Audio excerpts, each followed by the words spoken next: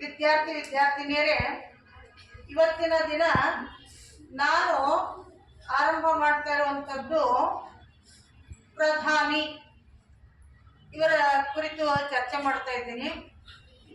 ಮೊದಲನೇದಾಗಿ ರಾಷ್ಟ್ರದ ಪ್ರಧಾನಿ ವಾಸ್ತವಿಕ ಕಾರ್ಯಾಂಗದ ಅಧಿಕಾರಿ, ಅಂದ್ರೆ ನಿಜವಾಗಲೂ ಆಡಳಿತವನ್ನ ನಡೆಸಿಕೊಂಡು ಹೋಗುವಂತ ವ್ಯಕ್ತಿ ಯಾರಾದ್ರೂ ಇದ್ದಾರೆ ಅಂತಂದ್ರೆ ಅದು ದೇಶದ ಪ್ರಧಾನಿ. ಇನ್ನ ಇವರನ್ನ ಯಾವ ರೀತಿಯಾಗಿ ಆಯ್ಕೆ ಮಾಡಲಾಗ್ತದ ಅನ್ನುವಂಥದ್ದನ್ನ ನೋಡ್ತಾ ಹೋಗಿದ್ದಾದ್ರ ಸಾರ್ವತ್ರಿಕ ಚುನಾವಣೆಯಲ್ಲಿ ಅಂದ್ರೆ 5 ವರ್ಷಕ್ಕೊಂದ್ಸರಿ ಚುನಾವಣೆ ಆಗ್ತದ ನೋಡ್ರಿ. ಆ ಚುನಾವಣೆಯಲ್ಲಿ ಏನ್ ಮಾಡ್ತಾರಪ್ಪ ಅಂತಂದ್ರ ಶಾಸಕಾಂಗದಲ್ಲಿ ಜನ ಆಯ್ಕೆಯಾಗಿ ಹೋಗ್ತಾರ.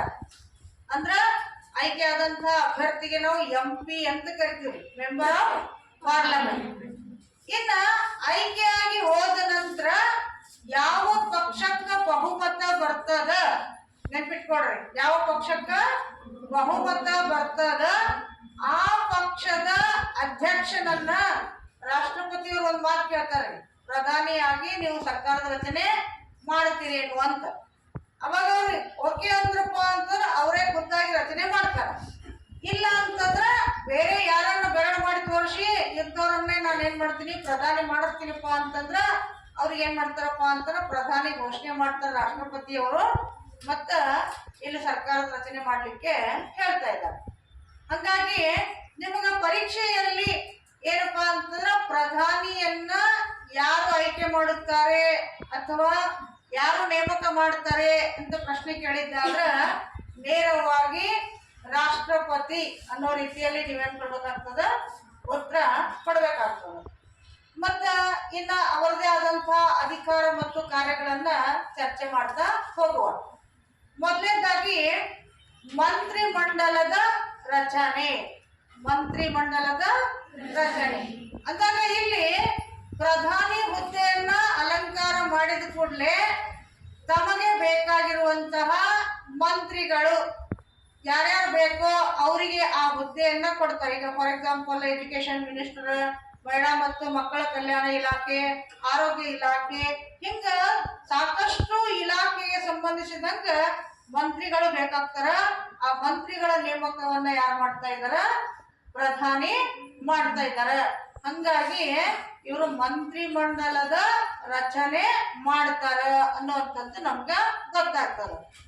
ಇನ್ನ ಬರೀ ರಚನೆ ಮಾಡಿ ಬಿಡೋದಲ್ಲ, ಅವ್ರ ಏನ್ ಹೇಳ್ತಾ ಇದ್ರಪ್ಪ ಅಂತಂದ್ರ ಮಂತ್ರಿ ಮಂಡಲದ ಮೇಲೆ ನಿಯಂತ್ರಣ.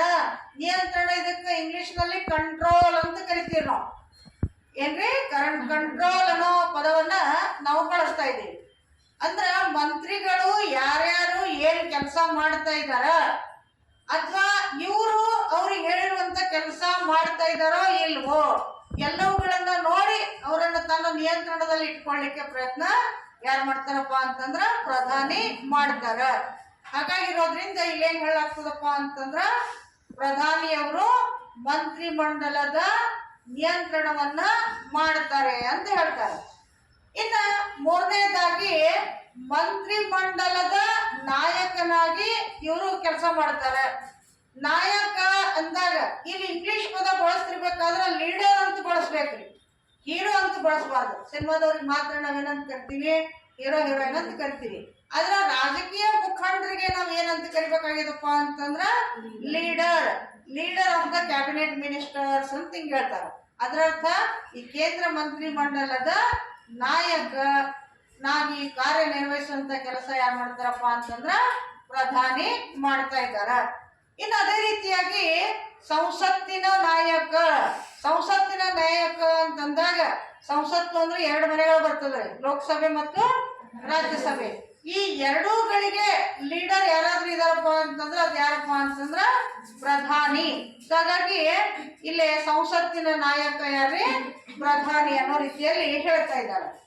ಇನ್ನ ಅಷ್ಟಲ್ರಿ ರಾಷ್ಟ್ರದ ನಾಯಕನೂ ಸಹ ಇವರೇ. ಈಗ ನಾವು ರಾಷ್ಟ್ರದ ಮುಖ್ಯಸ್ಥ ರಾಷ್ಟ್ರಪತಿ ಅಂತ ಹೇಳ್ರಿ, ಹೌದಾ? ಅವರ ಹೆಸರಿನಲ್ಲಿ ಎಲ್ಲ ಅಧಿಕಾರವನ್ನ ಯಾರು ನಡೆಸ್ಕೊಂಡು ಹೋಗ್ತಾರಪ್ಪ ಅಂತಂದ್ರ ಪ್ರಧಾನಿ ನಡೆಸ್ಕೊಂಡು ಹೋಗ್ತಾನ. ಅಂದ್ರ ಮುಖ್ಯಸ್ಥನಾಗಿ ಇವ್ರು ಕೆಲಸ ಮಾಡಿದ್ರು, ಅವ್ರ ಹೆಸರಿನಲ್ಲಿ ಇವ್ರು ಕೆಲಸ ಮಾಡ್ತಾ ಇದಾರ. ಹಂಗಾಗಿ ಇವರು ರಾಷ್ಟ್ರದ ನಾಯಕನಾಗಿ ಸೇವೆಯನ್ನು ಸಲ್ಲಿಸ್ತಾ ಇದ್ದಾರೆ. ಅಂದ್ರ ರಾಷ್ಟ್ರದ ಲೀಡರ್ ಯಾರಪ್ಪ ಅಂತಂದ್ರ ಪ್ರಧಾನಿ ಅಂತ ಇಲ್ಲಿ ಹೇಳಲಾಗ್ತದೆ. ಇನ್ನು ಅದೇ ರೀತಿಯಾಗಿ ನೇಮಕಾತಿ ಅಧಿಕಾರ, ಈಗ ಸರ್ಕಾರದ ಹುದ್ದೆಗಳಿರ್ತಾವೆ, ಆ ಹುದ್ದೆಗಳನ್ನ ಇವರು ನೇಮಕ ಮಾಡ್ಕೊಳ್ಬೇಕಾಗಿರ್ತದ. ಎಷ್ಟು ಹುದ್ದೆಗಳನ್ನ ಯಾವ ಡಿಪಾರ್ಟ್ಮೆಂಟ್ ನಲ್ಲಿ ಅಂದ್ರೆ ಯಾವ ಇಲಾಖೆಯಲ್ಲಿ ತುಂಬಬೇಕಾಗ್ಯದ ಅನ್ನುವಂಥದ್ರ ಕುರಿತು ಆದೇಶವನ್ನ ಹೊರಡಿಸುವಂಥವ್ರು ಸಹ ಪ್ರಧಾನಿನೇ.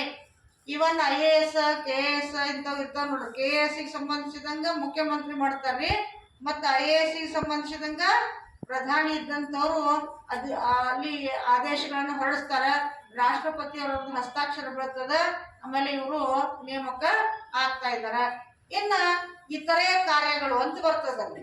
ಇತರೆ ಕಾರ್ಯ ಅಂತಂದ್ರ ಸಮಾಜದ ಬದಲಾವಣೆಗೆ ತಕ್ಕಂತೆ ಸಮಯಕ್ಕೆ ಅನುಸಾರವಾಗಿ ಕೆಲವೊಂದಿಷ್ಟು ಕಾರ್ಯಗಳನ್ನ ಮಾಡುವಂತ ಪರಿಸ್ಥಿತಿ ಬರ್ತದ. ಆವಾಗ ವಿಶೇಷವಾಗಿ ಅಂತ ಅವಕಾಶಗಳು ಬಂತಪ್ಪ ಅಂತಂದ್ರ ಬೇರೆ ಯಾರು ಕೆಲಸ ಮಾಡಲ್ಲ, ಅದನ್ನ ಕೆಲಸ ಮಾಡೋರು ಯಾರಪ್ಪ ಅಂತಂದ್ರ ಪ್ರಧಾನಿ. ಹಾಗಾಗಿರೋದ್ರಿಂದ ಇವೆಲ್ಲವೂ ಯಾವ್ದಕ್ ಬರ್ತದಪ್ಪ ಅಂತಂದ್ರ ಪ್ರಧಾನಿಯ ಅಧಿಕಾರ ಮತ್ತು ಕಾರ್ಯಗಳಿಗೆ ಸಂಬಂಧಿಸಿದಂಗೆ ಬರ್ತದೆ. ಇಷ್ಟ ಆದಲ್ಲಿ ಲೈಕ್ ಮಾಡ್ರಿ, ಶೇರ್ ಮಾಡ್ರಿ, ಮತ್ತು ಕಮೆಂಟ್ ಮಾಡ್ರಿ. ಧನ್ಯವಾದ.